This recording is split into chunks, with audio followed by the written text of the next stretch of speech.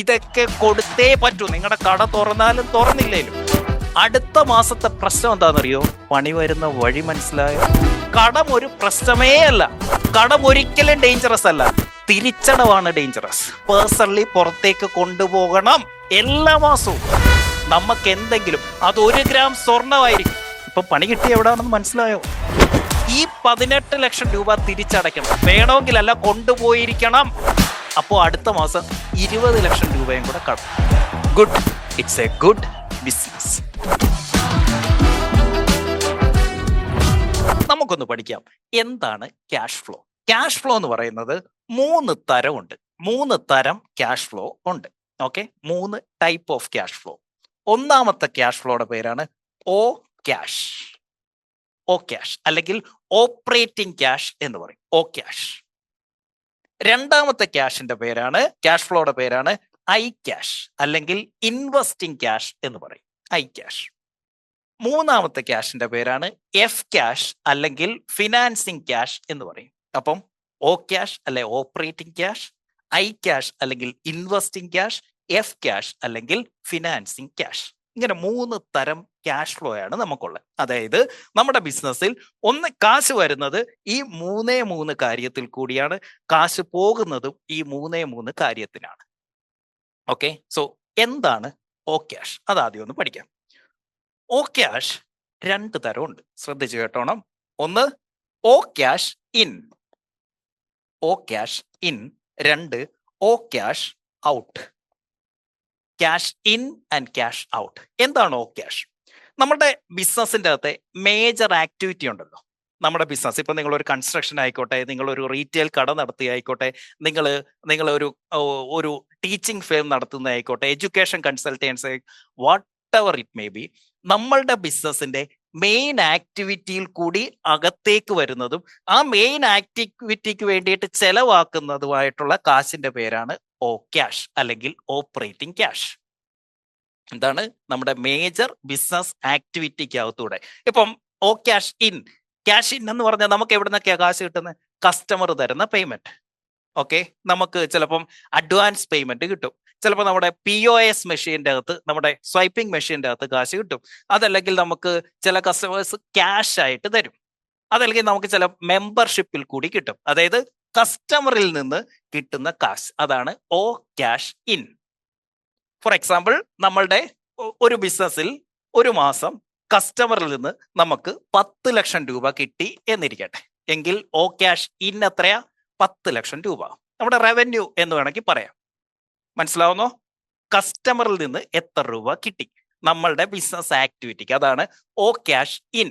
ഇനി ഓ cash out. അതേ മാസത്തിൽ നമ്മളുടെ ബിസിനസ്സിൽ എത്ര രൂപ ചെലവായി ബിസിനസ് ആക്ടിവിറ്റിക്ക് വേണ്ടി. അതായത് സാലറി ഉണ്ട്, റെന്റ് ഉണ്ട്, ഇന്റർനെറ്റ് ഉണ്ട്, പെട്രോൾ ഉണ്ട്, നമ്മളുടെ സാലറി ഉണ്ട്. ഇതെല്ലാം കൂടെ ചേർത്തിട്ട് നമുക്ക് ലെറ്റ്സ് സേ 9 ലക്ഷം രൂപ നമുക്ക് ക്യാഷ് ഔട്ട് ഉണ്ടായി എന്നിരിക്കട്ടെ. ബിസിനസ് ആക്ടിവിറ്റിക്ക് വേണ്ടി നമുക്ക് ക്യാഷ് ഔട്ട് ഉണ്ടായി. എങ്കിൽ 10 ലക്ഷം രൂപ ഓ ക്യാഷ് ഇൻ, 9 ലക്ഷം രൂപ ഓ ക്യാഷ് ഔട്ട്.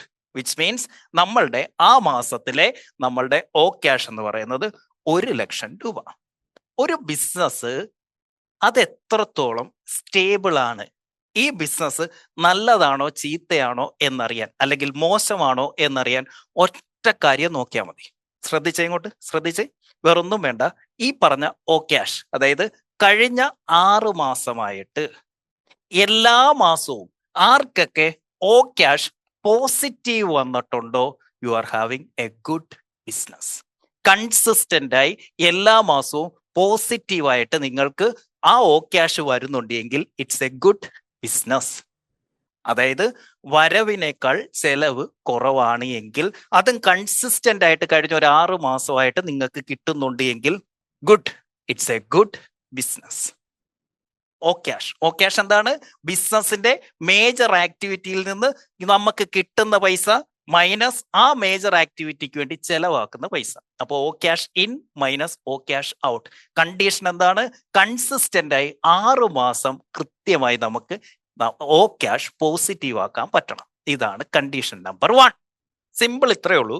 ഇനി മുതൽ എല്ലാ ശനിയാഴ്ചയും വൈകുന്നേരം ആകുമ്പോൾ അക്കൗണ്ടന്റിന്റെ അടുത്ത് പറയണം, ഈ കഴിഞ്ഞ 7 ദിവസം കഴിഞ്ഞ ഞായറാഴ്ച തൊട്ട് ഈ ശനിയാഴ്ച വൈകിട്ട് വരെ നമുക്ക് വന്നിരിക്കുന്ന ഇൻ ആൻഡ് ഔട്ട് ഈ ഓ ക്യാഷ് എത്ര എന്ന് കൃത്യമായിട്ട് എനിക്ക് തരാൻ പറയണം. സിമ്പിളാ. അവരെ സംബന്ധിച്ച് ഇത്രയേ ഉള്ളൂ. ഈ ആഴ്ച എത്ര രൂപ വന്നു, ഈ ആഴ്ച എത്ര രൂപ ചെലവായി, വന്നത് മൈനസ് ചെലവായത് എത്ര, അതാണ് ഓ ക്യാഷ്. നിങ്ങൾ ഒരു കാര്യം മാത്രം ആദ്യം ഉറപ്പുവരുത്തിയാൽ മതി, എല്ലാ ആഴ്ചയിലും ഈ ഓ ക്യാഷ് പോസിറ്റീവ് ആക്കി നിർത്താൻ പഠിക്കണം. എന്നിട്ട് തിങ്കളാഴ്ച രാവിലെ സെയിൽസ് ടീമിന്റെ മീറ്റിംഗിന് ഇരിക്കുമ്പോൾ അക്കൗണ്ടന്റിനെയും കൂടെ വിളിക്കണം. വിളിച്ചടുത്തിരുത്തിയിട്ട് പറയണം, ഒന്ന് കാണിച്ചു കൊടുത്ത ഇവരോട് കഴിഞ്ഞ ആഴ്ച ഇത്ര രൂപയാണ് വന്നതാകെ 5 ലക്ഷം രൂപ, പക്ഷെ നമുക്ക് ചെലവായിരിക്കുന്നത് 25 ലക്ഷം രൂപ. അതായത് കഴിഞ്ഞ ഒരാഴ്ച -20 ലക്ഷത്തിലാണ് ഈ ബിസിനസ് ഓടിക്കൊണ്ടിരിക്കുന്നത്. ഇത് തിങ്കളാഴ്ച രാവിലെ അവരോട് പറയണം. അപ്പൊ ഇവരെന്തായി, കളക്ഷൻസിലേക്ക് ശ്രദ്ധിക്കും, നമ്മളും അക്കൗണ്ടന്റും സെയിൽസുകാരും. ഇല്ലെങ്കിൽ എന്തായി, നമ്മൾ തിങ്കളാഴ്ച രാവിലെ ഇപ്പൊ എന്തിനെ കുറിച്ചാണ് പറയുന്നത്, റവന്യൂവിനെ കുറിച്ച്. റവന്യൂ പറയുമ്പോൾ ഈ 25 ലക്ഷത്തിന്റെ കണക്കാ പറയുന്നത്. പക്ഷെ ആ 25 ലക്ഷത്തിൽ 5 ലക്ഷമേ കളക്ഷൻ കിട്ടിയിട്ടുള്ളൂ. ബാക്കി 20 ലക്ഷം രൂപ അത് എവിടെ നിന്നുള്ളത് ഇപ്പൊ നമ്മൾ പഠിക്കും. അപ്പം എല്ലാ ആഴ്ചയിലും നമുക്ക് എന്ത് ചെയ്യാൻ പറ്റണം, ഓ ക്യാഷ് പോസിറ്റീവ് ആക്കുക എന്നുള്ളതാണ് ഒന്നാമത് ചെയ്യേണ്ടത്. അങ്ങനെ 4 ആഴ്ച പോസിറ്റീവ് ആയാൽ ആ മാസം പോസിറ്റീവായി. അപ്പൊ നമ്മൾ എന്ത് ചെയ്യത്തില്ല, ആവശ്യമില്ലാതെ കണ്ണും പൂട്ടി സെയിൽസുകാർ കൊണ്ടുപോയി അവന്റെ ടാർഗറ്റ് തയ്ക്കാനേ ക്രെഡിറ്റ് കൊടുത്തിട്ട് വരത്തില്ലേ, ആ പരിപാടി ഒന്നും ഇവിടെ നടക്കത്തില്ല. ഈ ആഴ്ച കൊടുത്തിരിക്കുന്നതെല്ലാം ഈ ശനിയാഴ്ചക്കുള്ളിൽ പൈസ ആക്കിക്കോണം, ഇല്ല അങ്ങനെയുള്ള കച്ചവടം വേണ്ടെന്നേ എന്ന് അവനോട് പറയണം. ഇതിപ്പോഴത്തെ പ്രശ്നം എന്താ, ഡിസ്കൗണ്ടും കൊടുക്കും ക്രെഡിറ്റും കൊടുക്കും. എടാ ഡിസ്കൗണ്ട് ആർക്കാ കൊടുക്കണ്ടേ, അപ്ഫ്രണ്ട് പേയ്മെന്റ് തരുന്നതിനാ ഡിസ്കൗണ്ട്. ആർക്കാ ഡിസ്കൗണ്ട്, കാശ് മുൻപേർ തരികയാണെങ്കിൽ നിനക്ക് ഞാൻ 5% കുറച്ച് തന്നേക്കാം, പ്രശ്നമില്ല, എനിക്ക് കാശ് തന്നാൽ മതി. അതായത് 30 ദിവസം കഴിഞ്ഞ് കിട്ടുന്ന പൈസയേക്കാൾ ലാഭം ഇന്ന് 5% കുറച്ച് കിട്ടുന്ന പൈസക്കാണെന്നേ. സോ അപ്ഫ്രണ്ട് പേയ്മെന്റ് തരാം, ഓക്കെ ആണെന്നുണ്ടെങ്കിൽ നിങ്ങൾ ഡിസ്കൗണ്ട് കൊടുത്തു. ഇതാരോട് പറയണം, സെയിൽസുകാരോട്. ഓക്കെ, ഈ ആഴ്ച നമുക്ക് ഓപ്പറേഷൻസ് നെഗറ്റീവാണ്, ഈ മാസം നമുക്ക് നെഗറ്റീവാണ്, എന്ത് ചെയ്യാൻ പറ്റും ഇതിനെ പോസിറ്റീവ് ആക്കാൻ. ഇത് മാത്രം നിങ്ങൾ ശ്രദ്ധിച്ചാൽ മതി, നിങ്ങൾ ബിസിനസ്സിൽ 80% വിജയിച്ചു.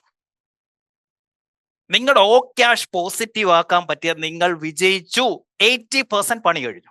ഇനി ഇപ്പൊ നമ്മൾ പറഞ്ഞില്ലേ, നമ്മളൊരു കാര്യം പറഞ്ഞാ തുടങ്ങി, എന്ത്, ക്യാഷ് കൊണ്ടുവരുന്ന മേക്കിംഗ് മണി. ഇതാണ് മേക്കിംഗ് മണി. ഓ ക്യാഷ് പോസിറ്റീവ് ആക്കുന്ന എന്താണ്, യു ആർ മേക്കിംഗ് മണി. അപ്പം നിങ്ങളുടെ ബിസിനസ് എടുത്തു വെച്ച് നോക്കണം. ഇതൊന്നും ഈ അക്കൗണ്ടന്റുമാര് ഇതൊക്കെ കൺഫ്യൂസ്ഡ് ആക്കി അവർ ക്യാഷ് ഫ്ലോ സ്റ്റേറ്റ്മെന്റ് ഒന്നും തരത്തില്ല. നമുക്ക് ആ സ്റ്റേറ്റ്മെന്റ് ഒന്നും അവരോട് പറയണ്ട. നിങ്ങൾ ഒരു ഡേറ്റ് പറയുക. നമുക്ക് ഈ ക്യാഷ് ഫ്ലോ സ്റ്റേറ്റ്മെന്റിന്റെ പ്രത്യേകത ഒരു സ്പെസിഫിക് ടൈമിന്റെ അകത്ത് നിർത്തി നമുക്ക് പറയാം. നമുക്കിത് വേണമെങ്കിൽ ഒരു ദിവസത്തെ ക്യാഷ് ഫ്ലോ സ്റ്റേറ്റ്മെന്റ് എടുക്കാം, ഒരാഴ്ചത്തെ എടുക്കാം, 10 ദിവസത്തെ എടുക്കാം, 1 മാസത്തെ എടുക്കാം, 6 മാസത്തെ എടുക്കാം, 1 വർഷത്തെ എടുക്കാം. എന്താണോ നിങ്ങൾക്ക് വേണ്ടത് അത് അവരോട് പറഞ്ഞാൽ മതി. ഈ 1 മാസത്തെ cash in minus cash out എത്രയാ, നമ്പർ ആയിരിക്കും, അതിലറിയാൻ പറ്റും. നിങ്ങൾ അവരോട് പറഞ്ഞ് ഇന്നൊന്ന് ആവശ്യപ്പെട്ടെ, നവംബർ, ഡിസംബർ, ജനുവരി, ഫെബ്രുവരി കഴിഞ്ഞ 4 മാസത്തെ ഇൻ മൈനസ് ഔട്ട് ഒന്ന് തരാൻ പറഞ്ഞേ. അതിലറിയാം നിങ്ങളുടെ പ്രശ്നം എന്താണ്. നിങ്ങൾ പലർക്കും ഇൻ കുറവും ഔട്ട് കൂടുതലും ആയിരിക്കും. ആദ്യത്തെ സ്റ്റെപ്പ് നിങ്ങൾ ശ്രദ്ധിക്കേണ്ടത് ഈ പറഞ്ഞ ഓ ക്യാഷ് പോസിറ്റീവ് ആക്കുക എന്നുള്ളതാണ്. ഇനി ഈ 1 ലക്ഷം രൂപ ഇപ്പം നമുക്ക് 10 ലക്ഷം വന്നു, 9 ലക്ഷം ചെലവായി, ബാക്കി 1 ലക്ഷം രൂപയുണ്ട്. ഈ 1 ലക്ഷം രൂപ എന്ത് ചെയ്യുന്നു എന്നുള്ളതാണ് ഐ ക്യാഷ്. ഇതെന്താണ്, ഇൻവെസ്റ്റിംഗ് ക്യാഷ്. ഇൻവെസ്റ്റിംഗ് ക്യാഷ് എന്ന് പറഞ്ഞു കഴിഞ്ഞാൽ ഇതിന്റെ അകത്തുനിന്ന് ഇപ്പോ, അതിന് മുന്നേ ഒരു കാര്യം ഒന്ന് ചോദിച്ചോട്ടെ, ഇങ്ങോട്ട് എന്താണ് ഈ മാർച്ച് മാസത്തിൽ സംഭവിച്ചത്, അല്ലെങ്കിൽ ഇനി ഏപ്രിൽ മാസമൊക്കെ സംഭവിക്കാൻ പോകുന്നത്? ഫെബ്രുവരിയിൽ ക്യാഷ് ഇൻ നന്നായിട്ട് ബിസിനസ് പോവായിരുന്നു, മാർക്കറ്റ് അടിപൊളിയായിരുന്നു, എല്ലാം ഓക്കെ ആയിരുന്നു. അപ്പൊ ക്യാഷ് ഇൻ കുഴപ്പമില്ല, 25 ലക്ഷം രൂപ ഇന്നുണ്ട്, 23 ലക്ഷം രൂപ ഔട്ടുണ്ട്, 2 ലക്ഷം രൂപ ലാഭമുണ്ട്, കുഴപ്പമില്ല, സ്വസ്ഥമായിട്ട് ഇരിക്കുകയായിരുന്നു ഫെബ്രുവരിയിൽ. പക്ഷെ മാർച്ച് എത്തിയപ്പോ, വാർ വന്നപ്പോ, ക്രൈസിസ് വന്നപ്പോ എന്ത് സംഭവിച്ചു, 25 ഇൻ എന്നുള്ളത് ഒറ്റടിക്ക് 5 ലക്ഷമായിട്ട് കുറഞ്ഞു. പക്ഷെ അപ്പോഴും 23 എക്സ്പെൻസ് എന്നുള്ളത് ഫിക്സഡ് ആയിട്ട് അവിടെ നിൽക്കുക. അപ്പൊ എന്തായി, 18 ലക്ഷം രൂപ കയ്യിൽ നിന്ന് കണ്ടെത്തണം. ഇത് ഒരു മാസത്തെ കാര്യമാണെങ്കിൽ പോട്ടെ, അടുത്ത മാസവും ഇങ്ങനെയാണെങ്കിൽ എന്ത് ചെയ്യും? അപ്പോഴും ഇപ്പൊ 5 ലക്ഷമെങ്കിലും കിട്ടി, ഇതങ്ങോട്ട് കടുക്കും തോറും ഈ 5 എന്നുള്ളത് 3 ആകും, അപ്പോഴും എക്സ്പെൻസ് 23 ലക്ഷം. അപ്പോൾ അടുത്ത മാസം 20 ലക്ഷം രൂപയും കൂടെ കടം. അതിൻ്റെ ഇങ്ങനെ ഇതങ്ങ് കൂടും. ഇതിന്റെ പ്രശ്നം എവിടാന്നറിയോ? നമ്മൾ പ്രതീക്ഷിക്കുന്നത് ഈ ഓ ക്യാഷ് എന്ന് പറയുന്നത്, ഈ റവന്യൂ എന്ന് പറയുന്നത് എപ്പോഴും കൺസിസ്റ്റന്റ് ആയിട്ട് ഇനി വന്നോളും എന്നൊരു ശുഭാപ്തി വിശ്വാസത്തിലാണ് നമ്മൾ നിൽക്കുന്നത്. അത് പക്ഷെ ഒരു ഓവർ കോൺഫിഡൻസാ. ഏത്? ഈ ഇൻ എന്നും കൺസിസ്റ്റന്റ് ആയി ഇനി വന്നോളും എന്നുള്ളത്. ഇൻകൺസിസ്റ്റന്റ് അല്ല, പക്ഷെ ഔട്ട് ഉണ്ടല്ലോ. ഔട്ട് എന്ന് പറയുന്നത് നമ്മുടെ ഫിക്സഡ് എക്സ്പെൻസിനെ നമുക്ക് 3 തിരിക്കാൻ പറ്റും. ഈ ഔട്ടിനെ നമുക്ക് 3 തിരിക്കാം. 1 fixed expense, 2 variable expense, 3 semi variable expense. Fixed expense എന്ന് പറഞ്ഞാൽ സാലറി, ബേസ് സാലറി, നിങ്ങളുടെ rent, internet, current bill, water charge, petrol അടിക്കുന്നത്, EMI, ഇതൊക്കെ കൊടുത്തേ പറ്റൂ. നിങ്ങളുടെ കട തുറന്നാലും തുറന്നില്ലേലും, വെള്ളം പൊങ്ങിയാലും പൊങ്ങിയില്ലേലും, മിസൈല് വീണാലും വീണില്ലേലും ഇത് കൊടുത്തേ പറ്റൂ. അതാണ് ഫിക്സഡ് എക്സ്പെൻസ്. വേരിയബിൾ എക്സ്പെൻസ് എന്താ? ഇൻസെന്റീവ്, കമ്മീഷൻ, ഇതൊക്കെ എന്താണ്? കച്ചവടം നടക്കുകയാണെങ്കിൽ മാത്രം കൊടുത്താൽ മതി. സെമി വേരിയബിൾ എന്താ? നമ്മൾ ഔട്ട്സോഴ്സ് ചെയ്യുന്നു, നമ്മൾ ഫ്രീലാൻസ് കൊടുക്കുന്നു, ഇത് ഒരു സെമി വേരിയബിൾ, ചെയ്യുന്നതിന് അഗൻസ്റ്റ് മാത്രം കൊടുത്താൽ മതി. ഓക്കെ, അപ്പം fixed, variable and semi variable. നമുക്ക് 2 പ്രശ്നമാണ് സംഭവിച്ചത്. 1, ഈ ഓ ക്യാഷ് പോസിറ്റീവ് ആക്കിയില്ല. 2, ഈ ക്രൈസിസ് സമയത്ത് എന്ത് സംഭവിച്ചു? നിന്നുപോയി. അപ്പൊ എന്തുണ്ടായി? ഈ ഫിക്സഡ് എക്സ്പെൻസ്, ചിലരുണ്ട് വലിയ ഓഫീസ് അങ്ങ് എടുക്കും, വലിയ ഷോറൂം അങ്ങ് എടുക്കും, ആവശ്യമില്ലെങ്കിലും ഇഷ്ടം പോലെ സ്റ്റാഫിനെ എടുത്തങ്ങ് വെക്കും. എന്നിട്ട് എന്താക്കും? ഈ ഫിക്സഡ് എക്സ്പെൻസ് ഹൈ ആക്കി നിർത്തും. അവരുടെ പ്രതീക്ഷ എന്താ? ഇൻകം ഉണ്ടല്ലോ, പിന്നെന്താ നമുക്ക് എക്സ്പെൻസ് കൂട്ടിയാൽ. ഇവൻ പോയിട്ട് എന്തെടുക്കും? ലോൺ എടുത്ത് വണ്ടി മേടിക്കും, ലോൺ എടുത്ത് വീട് വെക്കും, ലോൺ എടുത്ത് ലൈഫ് സ്റ്റൈൽ വലുതാക്കും. ഇതിന്റെ പ്രശ്നം എന്താ? ഈ ലോൺ തിരിച്ചടയ്ക്കേണ്ടത് എവിടെ നിന്നാ? ഈ ഓപ്പറേഷൻസിൽ നിന്നാ. ഈ കുറഞ്ഞു കഴിയുമ്പോൾ ഈ EMI ഉൾപ്പെടെ, സാലറി ഉൾപ്പെടെ, റെന്റ് ഉൾപ്പെടെ ഉള്ളതെല്ലാം, ടാക്സ് ഉൾപ്പെടെ ഉള്ളത് എന്താണ്? ഇത് ഫിക്സഡ് എക്സ്പെൻസ് ആണ്. വിസ കോസ്റ്റ് ആയിക്കോട്ടെ, എംപ്ലോയി മെയിൻ്റെനൻസ് കോസ്റ്റ് ആയിക്കോട്ടെ, ഇവന്മാർക്ക് കൊടുക്കുന്ന അക്കോമഡേഷൻ ആയിക്കോട്ടെ, ഇതെല്ലാം ഫിക്സഡ് എക്സ്പെൻസാ. അപ്പൊ എന്ത് സംഭവിച്ചു? കുറഞ്ഞു, ഔട്ട് അതുപോലെ നിൽക്കുന്നു.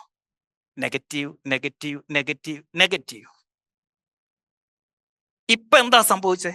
ഇപ്പൊ എന്താ മാർക്കറ്റിൽ സംഭവിച്ചിരിക്കുന്നത്? വാറ് വന്നപ്പോ ഓ ക്യാഷ് നെഗറ്റീവായി. ഓ ക്യാഷ് നെഗറ്റീവ് ആയപ്പോഴത്തേക്കിന് എന്ത് ചെയ്യണമെന്ന് അറിയത്തില്ല, കടം മേടിക്കേണ്ട അവസ്ഥ. അങ്ങനെ ബാങ്കിനെ ഡിപ്പെൻഡ് ചെയ്യേണ്ടി വരുന്നുണ്ട് എങ്കിൽ, എവിടുന്നെങ്കിലും നിങ്ങൾ ഇൻട്രസ്റ്റിനോ നിങ്ങൾ കടവോ എടുക്കുന്നുണ്ട് എങ്കിൽ അതിന്റെ പേരാണ് എഫ് ക്യാഷ്, ഡെപ്റ്റ്. ബാങ്കിനെ ഡിപ്പെൻഡ് ചെയ്ത് അവിടുന്ന് നിങ്ങൾ കടം മേടിക്കുന്നുണ്ട് എങ്കിൽ അത് എഫ് ക്യാഷ് എന്നാണ് വിളിക്കുന്നത്. അപ്പൊ നമുക്ക് എന്താണ്? ഇപ്പം 25 ലക്ഷം രൂപ കിട്ടിക്കൊണ്ടിരുന്നതാ, പക്ഷെ 23 ലക്ഷം രൂപ ചെലവും ഉണ്ടായിരുന്നു, 2 ലക്ഷം രൂപ ലാഭം ഉണ്ടായിരുന്നു ഫെബ്രുവരിയിൽ. പക്ഷേ മാർച്ച് എത്തിയപ്പോഴത്തേക്കിന് 25 എന്നുള്ളത് 5 കുറഞ്ഞു. പക്ഷെ അപ്പോഴും 23 എന്നുള്ളത് ഫിക്സ്ഡ് ആയിട്ട് അവിടെ നിൽക്കുക. 18 ലക്ഷം രൂപയുടെ ഡിഫറൻസ് വന്നു. ഈ 18 ലക്ഷം രൂപ എന്ത് ചെയ്തു? ബാങ്കിൽ നിന്നോ വ്യക്തികളിൽ നിന്നോ പലിശക്കെടുത്തു, അല്ലെ നിങ്ങൾ ഇൻവെസ്റ്റ് ചെയ്തു 18 ലക്ഷം രൂപ. ഇതിന്റെ പ്രശ്നം എന്താ? ഇത് വന്നിട്ട് ഈ മാസത്തെ ഓ ക്യാഷ് ഓക്കെ ആക്കി, ടാലിയാക്കി, പുറത്തുനിന്ന് പൈസ കൊണ്ടുവന്ന് ശമ്പളവും കൊടുത്ത്, റെന്റും കൊടുത്ത്, കാര്യങ്ങളൊക്കെ കൊടുത്തു. അടുത്ത മാസത്തെ പ്രശ്നം എന്താണെന്നറിയോ? ഈ 18 ലക്ഷം രൂപ തിരിച്ചടയ്ക്കണം. അതിന്റെ മന്ത്ലി EMI 1 ലക്ഷം രൂപയാണ് എന്നിരിക്കട്ടെ, അതിന്റെ പലിശയും കൂടെ ചേർത്ത് 1.5 ലക്ഷം രൂപയാണെന്ന് ഇരിക്കട്ടെ. അടുത്ത മാസത്തെ ചെലവ് എത്രയായി മാറി? ഇത് ഫിക്സഡ് എക്സ്പെൻസ് അടുത്ത മാസം, കാരണം ബാങ്കിന് അത് കൊടുത്തേ പറ്റൂ, പലിശ കൊടുത്തേ പറ്റൂ. അടുത്ത മാസം 23 എന്നുള്ളത് 24.5 ലക്ഷം രൂപയായി എക്സ്പെൻസ്. അപ്പോഴും ഇൻകം എത്രയാകുമെന്ന് നമുക്ക് ഉറപ്പില്ല. അതും ലെറ്റ്സ് സേ 5 ലക്ഷം രൂപയാണ് എന്നിരിക്കട്ടെ, പക്ഷെ 24.5 വേണം. 19.5 ലക്ഷം രൂപയുടെ ഡിഫറൻസ് എന്ത് ചെയ്യും? വീണ്ടും പോയി ബാങ്കിനെയോ അല്ലെങ്കിൽ മറ്റാരെങ്കിലും കണ്ട് അവന്റെ കയ്യിൽ നിന്ന് വീണ്ടും കാശ് മേടിക്കും. ചിലപ്പോൾ ഇൻവെസ്റ്റർ ആയിരിക്കും തരുന്നത്, ചിലപ്പം ബാങ്കിൽ നിന്നായിരിക്കും എടുക്കുന്നത്. ഇതെന്തായി മാറി? ഇത് കൊണ്ടുവന്ന് ഈ മാസത്തെ ഓപ്പറേഷൻസ് ബരാബറാക്കി. ഇപ്പൊ എന്തായി? 19.5 പ്ലസ് നേരത്തെ 18, 37 ലക്ഷം രൂപ കടമായി. അടുത്ത മാസം എന്തായി? ഈ 19ന്റെ 1.5 ലക്ഷം കൂടെ തിരിച്ചടയ്ക്കണം. 24 എന്നുള്ളത് 26 ലക്ഷം രൂപയായി. ഇനി ഇത് നിങ്ങളുടെ പഴയ രീതിയിലേക്ക് കാര്യങ്ങൾ 4ാമത്തെ മാസത്തിൽ മാറിയെന്നിരുന്നോട്ടെ. പക്ഷെ അപ്പോഴത്തെ പ്രശ്നം എന്താ? 25 ലക്ഷം രൂപ വരുമാനം, 26 ലക്ഷം രൂപ ചെലവ്. പണി വരുന്ന വഴി മനസ്സിലായോ? ഇപ്പൊ പണി കിട്ടിയ എവിടാണെന്ന് മനസ്സിലായോ? നിങ്ങൾ ഈ കടം കൊടുക്കുകയോ കടം എടുക്കുകയോ ചെയ്താലുള്ള പ്രശ്നം എന്താണെന്നറിയോ? കടം എടുക്കുമ്പോൾ എളുപ്പമാ, നമ്മുടെ ഓപ്പറേഷൻസിലേക്ക് പെട്ടെന്ന് കുറച്ച് കാശ് വരും. പക്ഷെ ഇതിന്റെ പ്രശ്നം എന്താണെന്നറിയോ? കടം ഒരു പ്രശ്നമേ അല്ല. അതറിയാവോ? കടം ഒരു പ്രശ്നമേ അല്ല. കടം ഒരിക്കലും ഡേഞ്ചറസ് അല്ല. തിരിച്ചടവാണ് ഡേഞ്ചറസ്. കടം പ്രശ്നമല്ല, തിരിച്ചടവാണ് പ്രശ്നം. കാരണം കടമെന്ന് പറയുന്നത് എഫ് ക്യാഷ്, കാശ് വരികയാ. പക്ഷെ തിരിച്ചടവെന്ന് പറയുന്നത് ക്യാഷ് ഔട്ട്. അത് എവിടുന്നാ പോണ്ടേ? ഓപ്പറേഷൻസിൽ നിന്ന് വേണം പോകാൻ. ബിസിനസിന്റെ മെയിൻ ആക്ടിവിറ്റിയിൽ നിന്ന് വേണം ഈ പൈസ അങ്ങോട്ട് പോകാൻ. എഫ് ക്യാഷ് ഒരു ബാധ്യതയാണെന്ന് പറയുന്നത് എന്താ? അടുത്ത മാസത്തെ ഓ ക്യാഷ് ഔട്ടിൽ ഈ എഫ് ക്യാഷ് തിരിച്ചു കൊടുക്കണം, പലിശ സഹിതം. ഓൾറെഡി ഇത് നെഗറ്റീവ് ഉള്ളവൻ. ഞാൻ എന്തുകൊണ്ടാണ് നിങ്ങൾ ഈ ബിസിനസ് എക്സ്പാൻഷന് പോകരുത്, വലുതിന് പുറകെ പോകരുതെന്ന് പറയുന്നത് എന്തുകൊണ്ടാ? വലുതിന് പിന്നാലെ പോകുന്നത് എങ്ങനെയാ? നിങ്ങൾ കടം മേടിച്ചിട്ട്, ഈ കടം മേടിച്ചിട്ട് വലുതാക്കുമ്പോൾ എന്ത് സംഭവിക്കും? ഈ മേടിക്കുന്ന കടം തിരിച്ചു കൊടുക്കണം. ഇവിടെ ഒരു പ്രശ്നമുണ്ട്. ഈ കടം എടുത്തിട്ട് വലുതാക്കാൻ നോക്കുന്ന ബിസിനസ് ഉണ്ടല്ലോ, ഇത് കഴിഞ്ഞ 6 മാസമായിട്ട് പോസിറ്റീവ് ആണോ? അതുപോലും അറിയില്ല. ഒരു കാര്യം ശ്രദ്ധിച്ചു കേട്ടോണം. ഈ ഓപ്പറേഷൻസ് പോസിറ്റീവ് ആക്കാൻ പറ്റാത്ത ഒരു കമ്പനി ഒരിക്കലും കടമെടുക്കരുത്, ഒരിക്കലും ഇൻവെസ്റ്ററെ കൊണ്ടുവരികയും ചെയ്യരുത്. ശ്രദ്ധിച്ചു കേട്ടോണം. ഓ ക്യാഷ് പോസിറ്റീവ് ആക്കാൻ പറ്റാത്ത ഒരു കമ്പനിയും ഒരിടത്തുനിന്നും കടമെടുക്കരുത്, ഒരു ഇൻവെസ്റ്ററെയും കൊണ്ടുവരരുത്. എന്ന് നിങ്ങൾക്ക് ഇത് കൺസിസ്റ്റന്റ് ആയി 6 മാസം പോസിറ്റീവ് ആക്കാൻ പറ്റുമോ, അന്ന് മാത്രം ഗ്രോത്തിനെ കുറിച്ച് ചിന്തിക്കുക, അന്ന് മാത്രം ഇത് വലുതാക്കുന്നതിനെ കുറിച്ച് ചിന്തിക്കുക, അന്ന് മാത്രം കൂടുതൽ സ്റ്റാഫിനെ എടുക്കുന്നതിനെ കുറിച്ച് ചിന്തിക്കുക, അന്ന് മാത്രം പുതിയ ബ്രാഞ്ച് ഇടുന്നതിനെ കുറിച്ചോ പുതിയ പ്രൊഡക്റ്റ് എടുക്കുന്നതിനെ കുറിച്ചോ ചിന്തിക്കുക. അതുവരെ ഈ കരിമ്പിൻ ജ്യൂസ് ഉണ്ടാക്കുന്ന പോലെ കയറ്റി ഇറക്കി ഉള്ളതിനെയെല്ലാം, നമ്മളെ ഉൾപ്പെടെ കയറ്റി ഇറക്കി അവസാനത്തെ നീര് വരെ ഊറ്റിപ്പിഴിഞ്ഞെടുക്കണം. ഏത്? ഈ ഓ ക്യാഷ് പോസിറ്റീവ് ആകുന്നിടം വരെ. അപ്പൊ നമുക്ക് 3 തരം ക്യാഷ് ഫ്ലോ ഉണ്ട്. 1 O cash, 2 I cash, 3 F cash. ഇപ്പൊ നമുക്ക് ഓ ക്യാഷ് എന്താണെന്ന് മനസ്സിലായി, എഫ് ക്യാഷ് എന്താണെന്ന് മനസ്സിലായി. ഐ ക്യാഷ് ഇപ്പൊ നമ്മൾ പറഞ്ഞു 10 ലക്ഷം രൂപ ഇൻ, 9 ലക്ഷം രൂപ ഔട്ട്, വിച്ച് മീൻസ് ഓ ക്യാഷ് 1 ലക്ഷം രൂപ നമുക്ക് മാർച്ച് മാസത്തിൽ കിട്ടി എന്നിരിക്കട്ടെ. ഓപ്പറേഷൻസിൽ കൂടി 1 ലക്ഷം രൂപ ലാഭം കിട്ടി. ഇത് നമ്മളുടെ സാലറി ഒക്കെ കഴിഞ്ഞിട്ടാണേ. അപ്പൊ നമ്മൾ ഇതിൻ്റെ അകത്തുനിന്ന് ഒരു 20% എന്ത് ചെയ്യാണ്? ഓണർക്ക്, അയാൾക്ക് കുറെ കടമുണ്ട്, അല്ലെങ്കിൽ അയാൾക്ക് ഇൻവെസ്റ്റ് ചെയ്യണം, അയാളാണല്ലോ ഈ ബിസിനസ് ചെയ്യുന്നത്, ഇയാൾക്കുള്ള റിവാർഡായിട്ട് നമ്മൾ കൊടുക്കുകയാണ്. അതായത് 20,000 രൂപ, ഈ 1 ലക്ഷത്തിന്റെ അകത്തുനിന്ന് 20,000 രൂപ ഓണർ എടുത്തു എന്നിരുന്നോട്ടെ, അയാളുടെ പ്രോഫിറ്റ് ഷെയർ ആയിട്ട് അയാൾ എടുത്തു. ഇതെന്താണ്? ഈ ഓണർ എടുക്കുന്ന പൈസ എഫ് ക്യാഷ്, ഓണർക്ക് തിരിച്ചു കൊടുത്തേതാ പൈസ. ഇനി നമ്മളുടെ എഫ് ക്യാഷ് എന്താണെന്ന് മനസ്സിലായല്ലോ. ബാങ്കിൽ നിന്ന് ഇങ്ങോട്ട് വരുന്നതും എഫ് ക്യാഷ് ആണ്. ഓണർക്കോ ബാങ്കിനോ തിരിച്ചും ബാങ്കിന്റെ ഇൻട്രസ്റ്റ് തിരിച്ചു കൊടുക്കത്തില്ലേ, അല്ലെ നമ്മൾ കടമെടുത്ത് തിരിച്ചു ഇതൊന്നും കൂട്ടത്തില്ല. പ്രോഫിറ്റ് തിരിച്ചു കൊടുക്കുന്നത് എഫ് ക്യാഷ് ആണ്. ഒരു ബിസിനസ് ഓണർക്ക് പ്രോഫിറ്റ് തിരിച്ചു കൊടുക്കുന്നത് എഫ് ക്യാഷ് ആയിട്ടാണ് കണക്കാക്കുക. ബാക്കി 80,000 രൂപയുണ്ട്. ശ്രദ്ധിച്ചു കേട്ടോണം, എന്നെ ശ്രദ്ധിച്ചു കേട്ടോണം. 1 ലക്ഷം രൂപ ലാഭം കിട്ടിയാൽ എന്ത് ചെയ്യണമെന്നാ പറയുന്നത്? 20% ഓണർക്ക് വേണമെങ്കിൽ കൊണ്ടുപോക്കൂ, വേണമെങ്കിൽ അല്ല, കൊണ്ടുപോയിരിക്കണം. കാരണം എന്നും ബിസിനസ്സിനെ ഇങ്ങനെ ഊട്ടിക്കൊണ്ടിരിക്കാനാണെങ്കിൽ എന്നും അതിനെ നേരം കാണത്തുള്ളൂ. നമ്മൾ ഈ ബിസിനസ് ചെയ്യുന്നത് തന്നെ എന്തിനാ? നമുക്ക് കാശുണ്ടാക്കാൻ. ഈ 20,000 വെച്ച് എന്ത് ചെയ്യണം? നമ്മൾ പേഴ്സണൽ അസറ്റുകൾ ഉണ്ടാക്കിക്കൊണ്ടേയിരിക്കണം. നമുക്ക് 2 തരം ഫിനാൻസ് ഉണ്ട്. 1 ബിസിനസ് ഫിനാൻസ്, 2 പേഴ്സണൽ ഫിനാൻസ്.